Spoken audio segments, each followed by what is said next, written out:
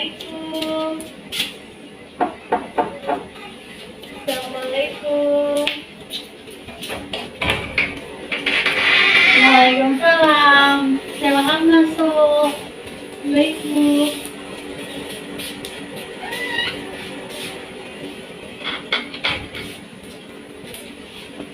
Silakan duduk.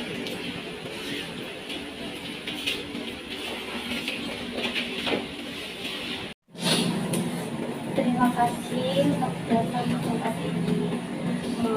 Bagaimana Anda mengetahui di sini terdapat pelayanan konseling? Saya mengetahuinya dari teman saya, Bu. Kebetulan dia juga pernah berkonseling di sini dan dia mengarahkan saya untuk ke sini.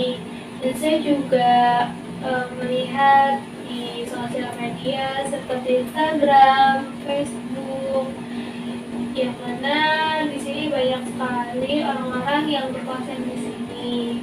Dan saya juga mengetahui alamat ini dari Instagram dan mengikuti Google Maps-nya. Baiklah, terima kasih yang sudah hadir di tempat ini. Ada pepatah yang mengatakan, tak kenal maka tak sayang. Sebelum kita lanjut, mari kita perkenalan terlebih dahulu agar saling kenal mengenal. Baiklah, di sini saya akan memperkenalkan diri saya sendiri.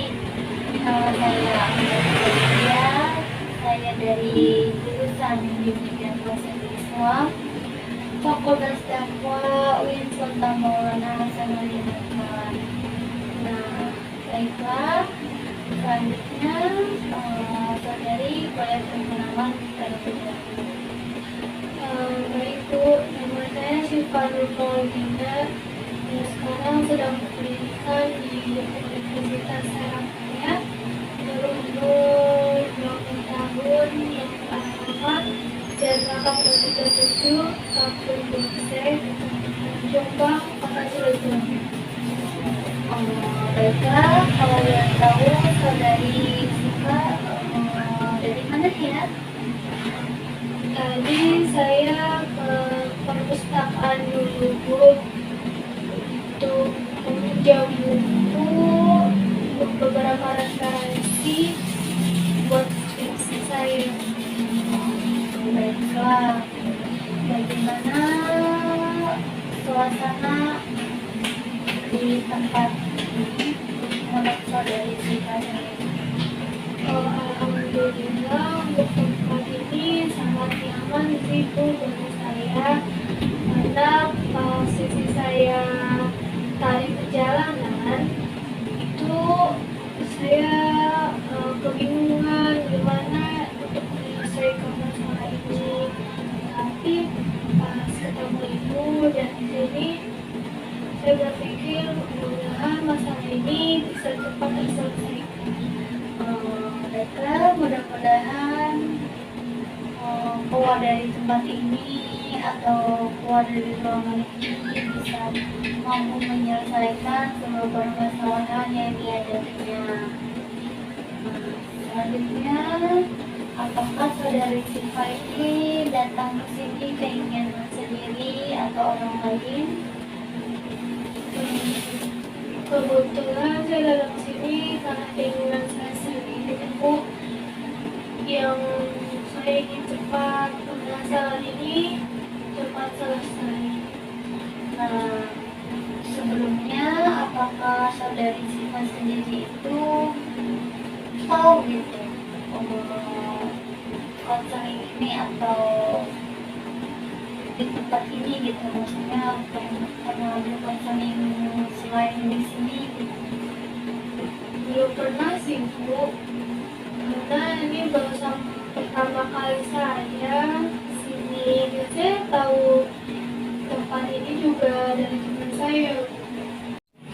Nah, jadi begini ya, saya akan menjelaskan untuk saudari Syifa sendiri layanan atau konseling dalam lembaga ini ialah bertujuan untuk gitu, membantu seseorang atau memecahkan permasalahan serta mengambil keputusan yang tepat sehingga ia mampu menyelesaikan permasalahannya. Nah, apakah saudari Siva itu bisa dipahami atau tidak? Alhamdulillah sih Bu, bisa dipahami. Jadi peran saya sendiri ialah seorang konselor, di mana saya sendiri membantu permasalahan saudari Siva yang telah menceritakan kepada saya sehingga saya bisa mendengarkan, memahami, serta merespon apa yang terdapat dalam perasaan Siva sendiri. Nah, Siva sendiri ini adalah seorang konselor di mana Siva ini menceritakan kepada saya dengan sukarela, dengan pembukaan, dengan apapun itu. Baik Bu, saya di sini akan aktif dalam menceritakannya. Cuman saya juga kadang masih takut untuk menceritakan semua tentang cerita saya ini atau masalah saya ini, karena saya selalu bercerita kepada orang lain, teman maupun yang lainnya. Tapi cerita saya ini selalu terdengar oleh orang lain gitu. Makanya saya masih ada rasa takut untuk menceritakan semuanya. Nah, untuk saudari Siva sendiri itu jangan khawatir ya, di sini terdapat kode etik pelayanan konseling sendiri, yaitu terdapat asas kerahasiaan, di mana asas ini mampu menyembunyikan atau merahasiakannya permasalahan Siva dari orang lain. Baik Bu, kalau gitu alhamdulillah sekali. Saya akan lebih tenang untuk menceritakannya kepada Ibu. Nah, selanjutnya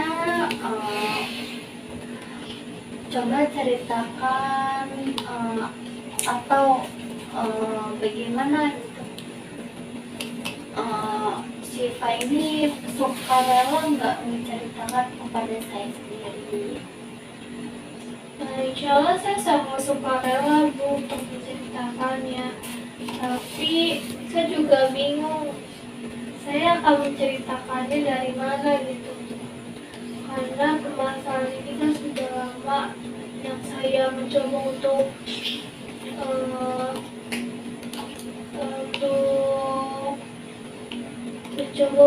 menyelesaikannya. Tapi itu tidak selesai, makanya saya bingung mulai cerita dari mana gitu. Nah, kalau saudari Siva ini tidak merasa bingung gitu. Baiklah, coba ceritakan dari latar belakang permasalahan sehingga terjadi permasalahan itu sendiri. Baik Bu, saya akan ceritakan. Coba ceritakan permasalahan saudari Siva sendiri dengan perasaan yang pada saat ini. Ya Bu, jadi saya tuh mempunyai masalah yang membuat pikiran saya itu terkadang pusing. Jadi karena saya itu belum bisa membagi waktu. Bagi waktunya itu dalam hal saya mengikuti beberapa organisasi di luar Contohnya organisasi yang di dalam kampus itu seperti UKM, terus UKM yang lain, kayak hanya komunitas dalam jurusan saya. Dan saya juga mengikuti beberapa organisasi di luar. Itu saya sangat bingung, Bu, untuk membagi waktunya. Hal ini apa yang merasa permasalahan itu pada diri Siva? Jadi permasalahan itu saya selalu bingung banget sih, Bu, gitu, untuk membagi waktunya ini gitu. Soalnya sering banget organisasi ini kontrak dengan organisasi lain. Semisal dari UKM ini tadinya hari Rabu mengganti menjadi hari Senin, yang mana itu sama-sama kumpulan pada hari itu juga gitu. Dan saya juga terkadang sangat pusing sekali untuk menjalani organisasi ini gitu. Kalau boleh tahu, dari Siva mengikuti kegiatan apa atau organisasi apa yang ada di kampus maupun di luar? Untuk organisasi, Siva mengikuti organisasi seperti lembaga yang kampus, dan juga Siva sih banyaknya lebih masuknya ke komunitas jurusan seperti asosiasi,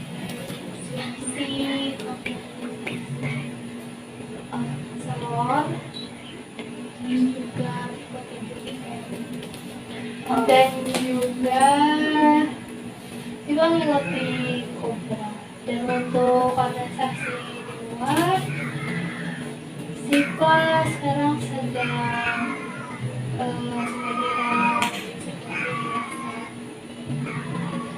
yang kadang kegiatan itu lumayan full kalau sudah di hari libur dan organisasi. Selain itu kayak adanya acara-acara dalam organisasi sampai kajian juga sih. Hal apa gitu yang membuat Siva itu berkeinginan untuk mengikuti organisasi tersebut? Pertama, dari organisasi nanti saya lembaga di kampus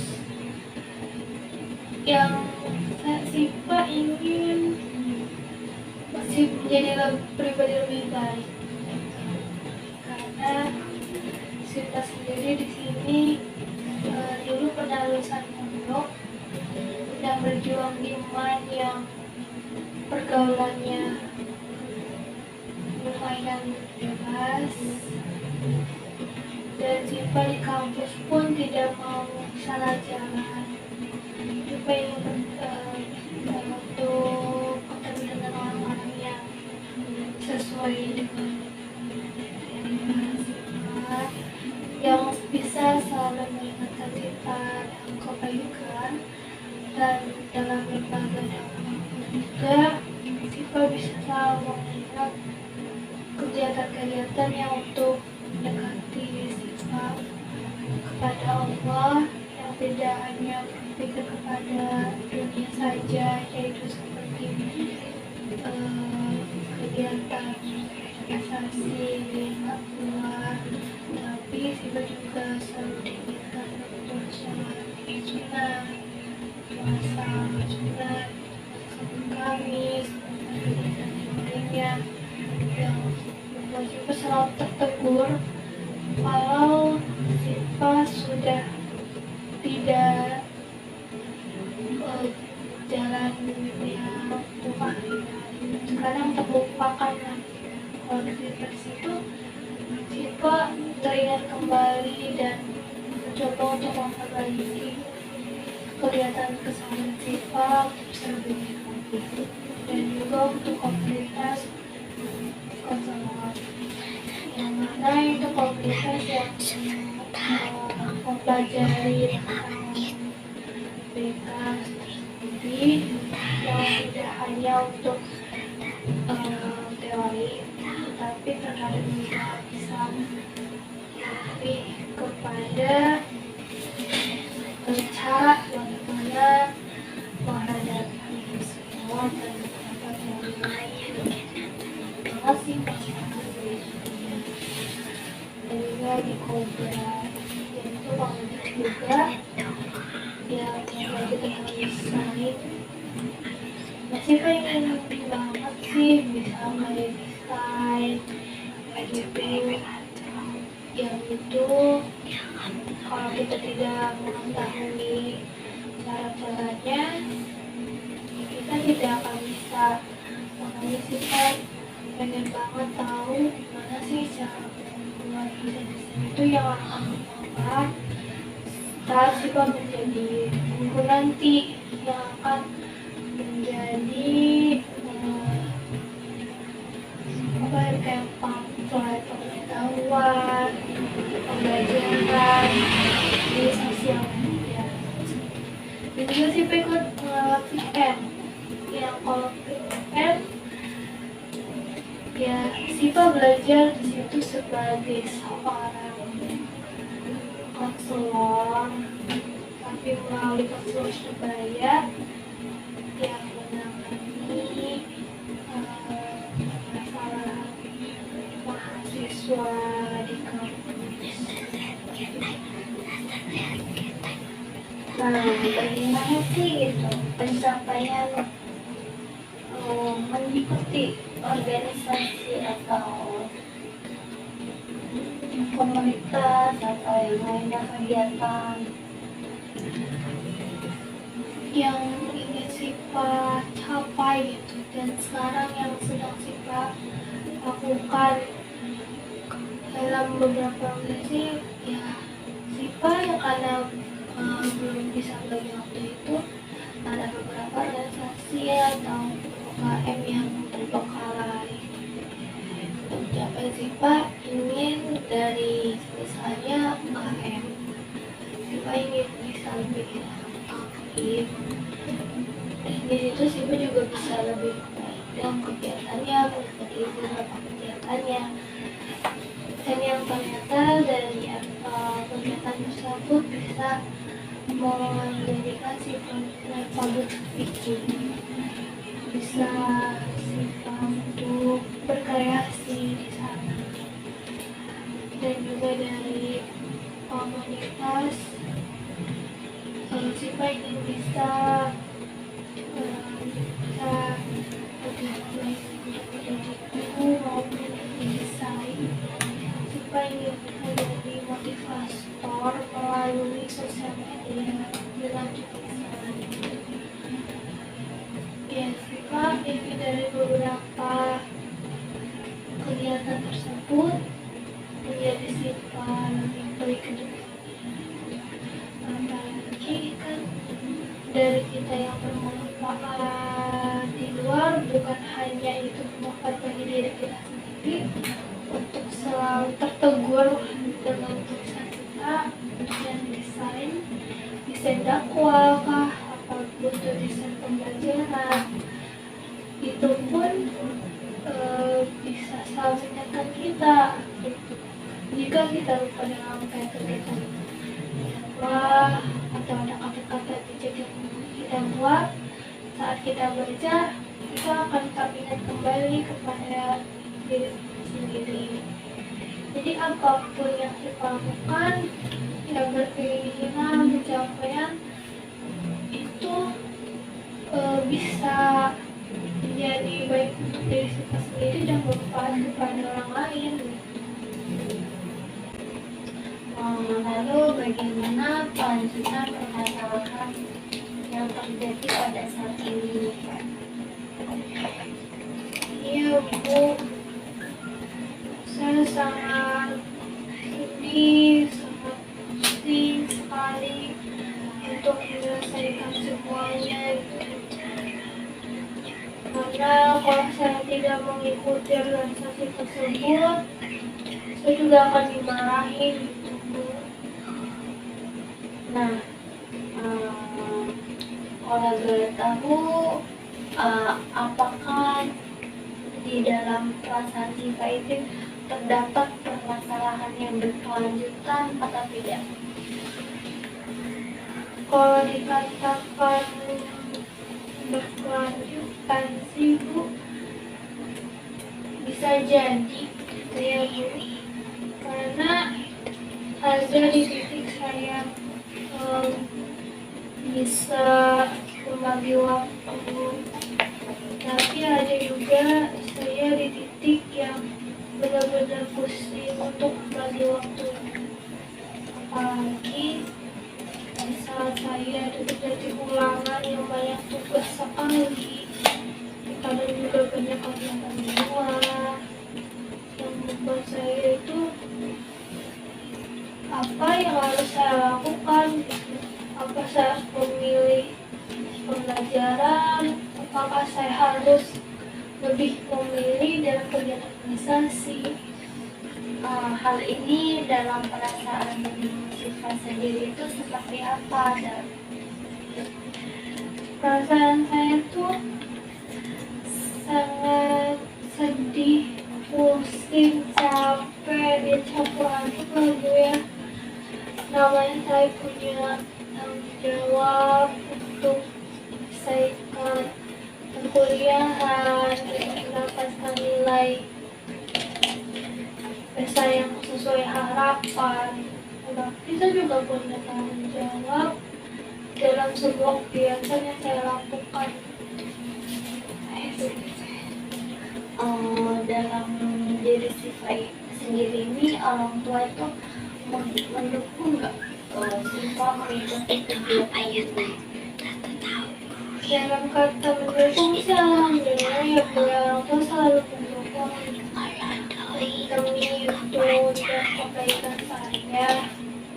Tapi ya itu, saya juga harus pintar untuk membagi waktunya Bu, karena saya juga punya tanggung jawab di rumah orang tua. Saya juga punya tanggung jawab di kampus untuk belajar. Saya juga punya tanggung jawab di organisasi sebagai pengurus ataupun cuman ininya organisasi tersebut. Nah, sekarang saudari Siva bisa membagi waktu sebelumnya, atau orang tua itu sering menasihati atau bahkan marah-marah pada saat Siva tidak bertanggung jawab kepada tugas sekolah atau kuliah atau di rumah?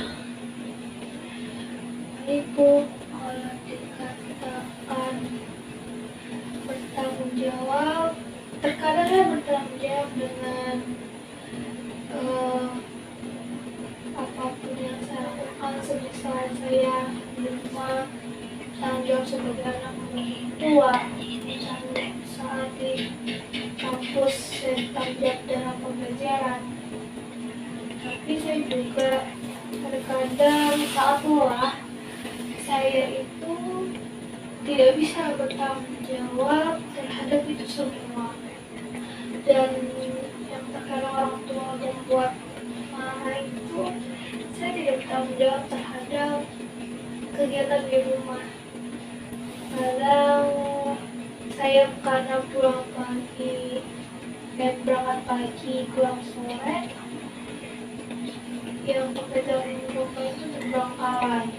Saya lebih mengurus kegiatan di sekolah, mau di kampus maupun di organisasi. Nah, dalam bertanggung jawab selama di kuliah itu, apakah saudari Siva sendiri itu melakukan tugas belajar semaksimal mungkin atau tidak? Dalam pembelajaran ya saya mengikuti semua tugas latihan gitu, tapi terkadang saya kurang menyimak apa yang dosen dijelaskan karena saya tuh banyak pikiran yang terkadang bagaimana saya bisa menyelesaikannya gitu. Jadi saya kurang fokus tuh untuk tahap pembelajaran di kelas. Nah, apakah penyebab hal itu bisa terjadi pada diri Siva sendiri? Ya itu Bu, karena saya belum bisa bagi waktunya dengan baik.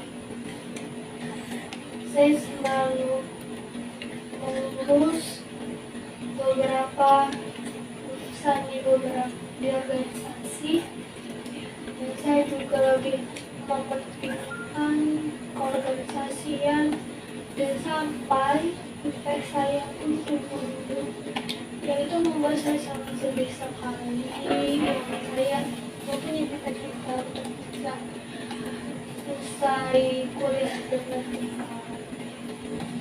Nah, perasaan Siva itu agar bisa lebih tenang, tentram, serta bahagia dalam hal permasalahan tadi itu seperti apa? Saat saya sedih, saat saya kurung, saya selalu pergi ke tempat-tempat yang sepi, semisal taman, alun-alun, yang itu suasananya adem sekali, yang saya merenung begitu. Kadang saya menulis cerita, kadang saya juga selalu mencari solusi untuk gimana saya bisa menyelesaikan masalah ini. Tapi dari ketenangan itu tidak lama, cuman beberapa minggu, beberapa hari doang gitu. Mengapa gitu? Saudari Siva itu bisa bertahan beberapa hari dalam hal itu, kan terdapat gitu bahwa Siva ini mempunyai kesedihan untuk hati dan perasaan itu harus senang, harus tenang. Hal apa yang membuat Siva itu bisa tenang? Setenang mungkin, serelaks mungkin. Untuk diri saya sendiri sih, saya juga kadang pribadi saya melakukan kayak pergi ke tempat-tempat sepi, itu yang membuat saya senang selamanya. Tapi itu tidak, dan gimana mau tenang yang dia gitu. Kadang saat kita sudah tenang, ada beberapa tugas yang harus saya lakukan, kayak di organisasi. Terus saya juga kadang bentrok dengan kegiatan organisasi dengan ulama. Ya itu yang membuat saya sedih lagi, pusing lagi gimana caranya saya bisa menyelesaikan itu semua gitu. Dan saya bingung yang membuat saya nanti akan memberi ketangan kembali dengan cara apa, karena dengan cara yang bagi saya itu tenang, ternyata itu tidak selalu membuat saya tenang. Nah, selama ini saudari Siva itu sering menjaga kesehatan mental nggak dalam diri Siva kesehariannya? namanya kesehatan mental sendiri kurang sih untuk menjaga kesehatan fisik gitu tuh, kayak makan aja jarang makan karena seringnya sibuk kegiatan dimanapun, dan juga ya kesehatan mata saya tidak baik karena jika saya tidak makan, mabuk saya akan naik yang akan membuat saya selalu pusing, selalu marah-marah, hati saya tidak baik. Jadi saya masih sulit untuk mengontrol mental saya menjadi lebih baik. Adakah gitu keinginan dari diri Siva sendiri itu untuk manajemen waktu atau yang lainnya?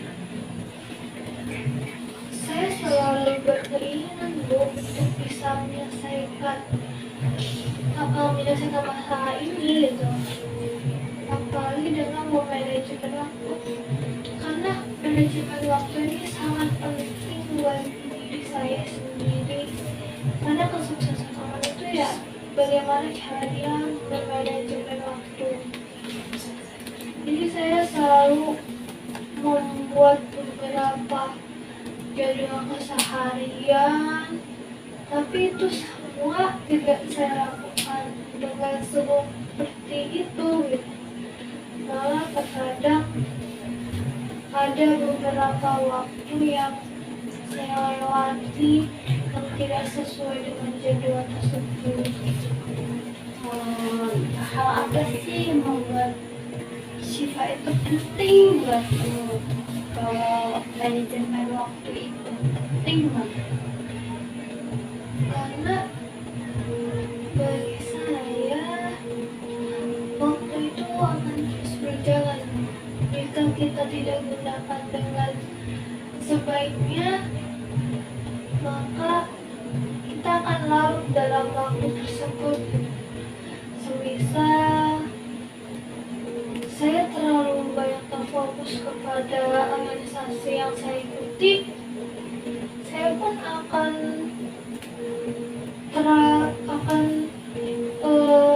kurang memperhatikan pembelajaran saya di perkuliahan, dan itu pun terjadi dalam nilai IP saya turun drastis karena saya tidak bisa membagi waktu dalam tahap organisasi maupun pembelajaran. Nah, menurut Siva, hal apa sih gitu yang dilakukan untuk memanajemen waktu sendiri gitu? Nah, baik dari diri Siva sendiri maupun dari lingkungannya. Mungkin saya bisa dengan membuat kembali struktur untuk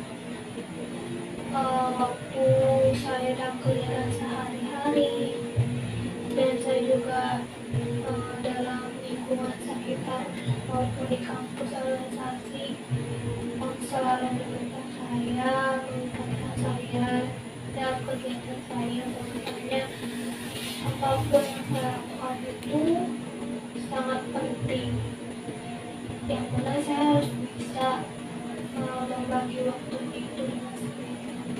Nah, tujuan apa sih gitu yang Siva buat memanajemen waktu itu apa? Bertujuan untuk apa gitu?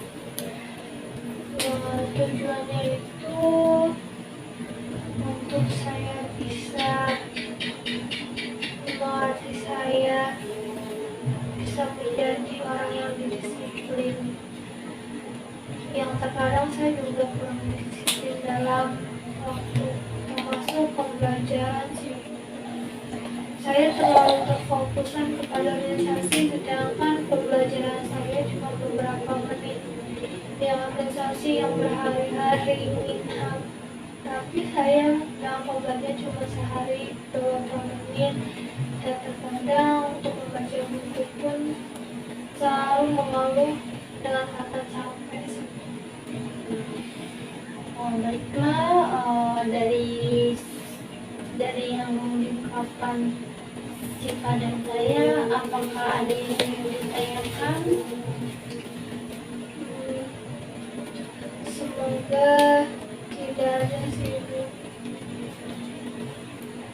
Ya, alhamdulillah sih dari ini saya bisa lebih tenang karena bagi saya butuh seseorang yang bisa menceritakan masalah ini.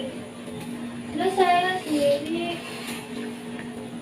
kalau bercerita kepada orang lain itu selalu terdengar oleh orang lain tersebut.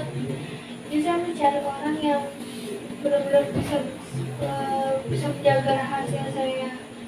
Dan semoga alhamdulillah saya ketemu dengan ibu dan tempat ini. Nah, setelah berkonsultasi, setelah menceritakan isi hati dan perasaan Siva kepada saya, apakah saudari Siva merasa nyaman, tentram, atau sebaliknya? Alhamdulillah dalam kondisi mental saya lebih baik. Saya bisa tahu apa lagi yang harus saya lakukan dari beberapa pembahasan ini. Baik, selanjutnya coba tuangkan apa gitu inti dari yang tadi Siva sampaikan, apa saya sampaikan. Ya, dari konseling ini saya mengambil keputusannya bahwa manajemen waktu itu sangat penting, apalagi bagi seorang mahasiswa yang sekarang harus lebih efektif dalam membagi waktu. Yang mahasiswa juga pasti akan banyak mengikuti beberapa organisasi di luar sana maupun di dalam kampus juga. Dan bagi saya, ya saya harus membuat manajemen waktu kembali dengan sesuai dengan yang saya inginkan. Dan saya juga untuk bisa lebih baik lagi dalam tahap manajemen ini, tidak sia-sia lagi dalam waktu, dan juga bisa lebih aktif dalam organisasi maupun pembelajaran, yang tidak hanya saya bisa lebih aktif di organisasi, tetapi dalam perkuliahan saya juga bisa baik mendapatkan nilai-nilai yang baik, dan saya juga bisa memahami apa yang diajarkan oleh dosen saya nanti, yang saya akan menerapkan itu terhadap masyarakat, keluarga, maupun dimanapun saya berada. Karena bagi saya manajemen waktu itu sangat penting. Baik, untuk saudari Siva sudah bisa paham. Dan sekarang apakah saudari Siva ini lebih baik atau bagaimana? Alhamdulillah sudah membaik, karena saya bisa menceritakan semuanya kepada ibu. Karena ini sudah lama banget sebelum saya menceritakan kepada ibu saya, ternyata cerita itu bocor kepada orang lain, yang membuat saya sangat kecewa Dan saya enggan untuk menceritakannya kembali kepada teman-teman saya di Saking. Tapi pas saya mendengar teman saya yang sudah berkonser di sini dan bahwasannya di sini akan adanya namanya akses kerahasiaan, dan itu yang membuat saya percaya bahwasanya saya permasalahan saya ini tidak akan dipertimbangkan oleh ibu maupun orang-orang yang ada di sini. Alhamdulillah saya bisa lebih baik, mudah-mudahan saya bisa lebih baik seterusnya. Nah, alhamdulillah sekarang sudah lebih baik. Mungkin pertemuan atau kegiatan ini saya cukupkan karena saudari Siva sudah paham, dan selanjutnya saya mohon maaf dan terima kasih sudah datang ke tempat ini atau ke ruangan ini. Semoga keluar dari sini bisa menyelesaikan masalah selanjutnya yang dihadapinya, dan semoga lebih efektif dalam kehidupannya. Terima kasih. Iya Ibu, alhamdulillah saya juga berterima kasih kepada Bu Ami yang sudah mau